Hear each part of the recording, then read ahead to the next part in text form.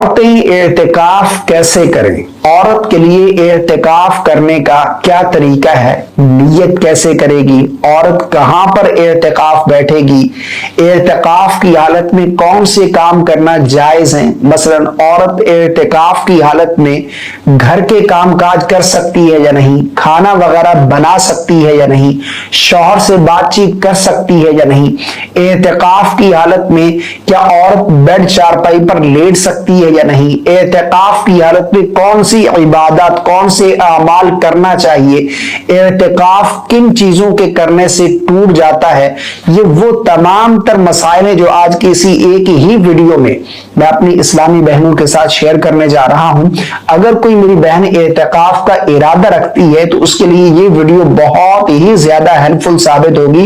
इस वीडियो में मैं बहुत से मसाइल एहतिकाफ से रिलेटेड बहुत ही आसान अंदाज में आपको समझाने की कोशिश करूंगा, इसलिए इस वीडियो को आपने मुकम्मल वॉच करना है। सबसे पहली चीज, नबी रहमत सल्लल्लाहु अलैहि वसल्लम का फरमान है जिसका मफहूम है कि जिसने रमजान के आखिरी अशरे का एहतिकाफ किया, अल्लाह रब्बुल आलमीन उसे 2 मकबूल हज, 2 मकबूल उम्रे का सवाब अता फरमाएगा। इतनी ज्यादा फजीलत एहतिकाफ की। अब एहतिकाफ करना कैसे है? एहतिकाफ का तरीका क्या है? अगर कोई मेरी बहन एहतिकाफ का इरादा रखती है तो उसे चाहिए कि वो 20वें रोजे गुरूब आफ्ताब से पहले, यानी रोजा इफ्तार होने से पहले पहले वो एहतिकाफ की नीयत करके बैत मस्जिद में बैठ जाए। बैत मस्जिद यानी वो जगह जो उसने नमाज के लिए मुकर्रर कर रखी है, वही उसकी बैत मस्जिद है। फर्ज करें अगर किसी खातून ने कोई जगह मुकर्रर नहीं कर रखी, किसी दिन किस रूम में पढ़ ली, किसी दिन किस रूम में नमाज अदा कर ली, तो अब वो एक जगह मुकर्रर कर ले कि आज से ये मेरी बैत मस्जिद है और 20वें रोजे गुरूब आफ्ताब से पहले पहले एहतिकाफ की नीयत करके अब वो उस बैत मस्जिद में बैठ जाए। अगर उस बैत मस्जिद से बगैर किसी शरई उज़र के एक लम्हे के लिए भी भूले से अगर बाहर निकलेंगी तो एहतिकाफ टूट जाएगा। शरई उज़र यानी वुजू करना है, गुस्ल की हाजत है, टॉयलेट यूज करना है, जो शरई उज़र है उसकी वजह से आप बाहर निकल सकती हैं। इसके अलावा बगैर किसी शरई उज़र के अगर एक लम्हे के लिए भी बाहर निकलेंगी तो आपका एहतिकाफ जाता रहेगा, आपका एहतिकाफ फासिद हो जाएगा। ठीक है ना? एक चीज और समझिएगा कि एहतिकाफ की नीयत क्या है। नीयत बहुत सारी खवातीन पूछती हैं, बहुत सारे मेरे भाई भी पूछते हैं। तो देखें, एहतिकाफ की नीयत जो है वो असल दिल का इरादा है। आपने दिल ही में इरादा कर लिया कि मैं रमजान के आखिरी अशरे की नियत करती हूं या आखिरी अशरे का एहतिकाफ कर रही हूं, नियत हो गई। नवाई तो सुन्नतल एहतिकाफ, ये भी आप नियत कर सकते हैं अल्फाज अदा करके। तो नियत असल दिल का पुख्ता इरादा है। आपने ये नियत कर ली, आप एहतिकाफ में बैठ गए।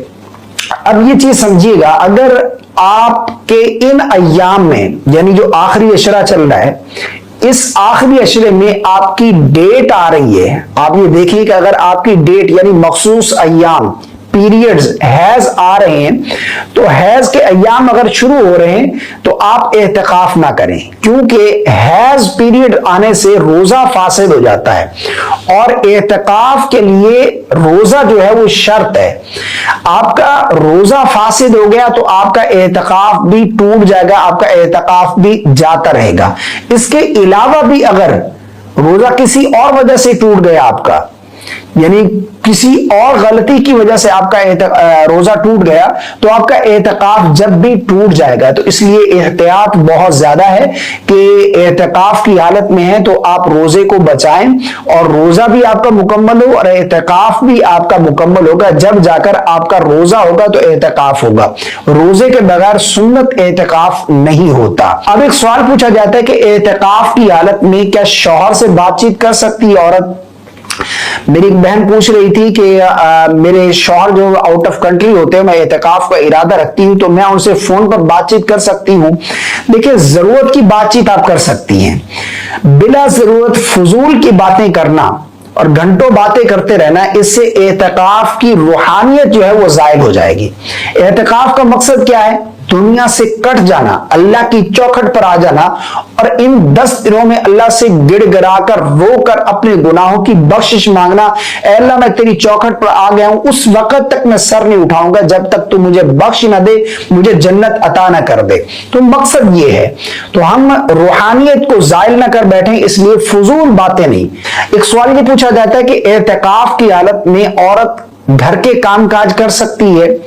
देखिए, अगर वो चाहती है कि मैं झाड़ू पोछा करूंगी, घर की डस्टिंग करूंगी, घर के वॉशिंग मशीन लगा ली, कपड़े वगैरह धो लूंगी, तो इससे उसका एतकाफ फासिद हो जाएगा।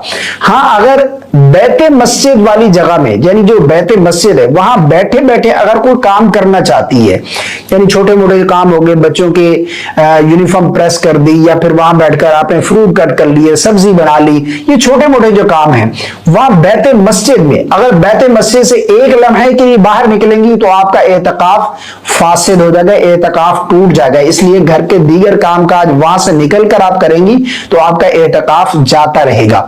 दूसरा सवाल कि एतकाफ की हालत में औरत खाना वगैरह बना सकती है, सहर इफ्तारी बना सकती है? देखिए, अगर तो वो अपने लिए बनाना चाहती है, कोई दूसरा बनाने वाला नहीं है, पहले तो वो किसी को मुकर्रर करे, किसी की ड्यूटी लगाए कि वो उसे खाना दे, सहरी दे, इफ्तारी दे। लेकिन अगर कोई नहीं है, जाहिर बात है खाना खाना है, रोजा रखना है, रोजा भी रखना शर्त है एतकाफ के लिए, तो अपने लिए वो खाना बना सकती है, किचन में जाए खाना बनाए और खाना बनाकर वापस अपनी बैते मस्जिद में आकर इफ्तार भी करे और सहरी भी करे। लेकिन अगर वहां खड़े होकर किसी और के लिए खाना बनाएगी तो जब उसका एतकाफ जो है वो टूट जाएगा, एतकाफ इस तरह उसका फासिद हो जाएगा। एतकाफ की हालत में औरत बेड चारपाई पर लेट सकती है? ये भी बहुत ज्यादा सवाल पूछा जाता है कि मेरे कमर में पेन है, मुझे कोई प्रॉब्लम है, मुझे तकलीफ है, मैं एतकाफ की हालत में जमीन पर नहीं लेट सकती, तो मैं बेड चारपाई पर लेट सकती हूं या नहीं? देखिए, अगर तो बेड चारपाई आपने उस बैते मस्जिद वाली जगह पर रखी है तो फिर आप लेट सकती हैं बेड चारपाई पर भी।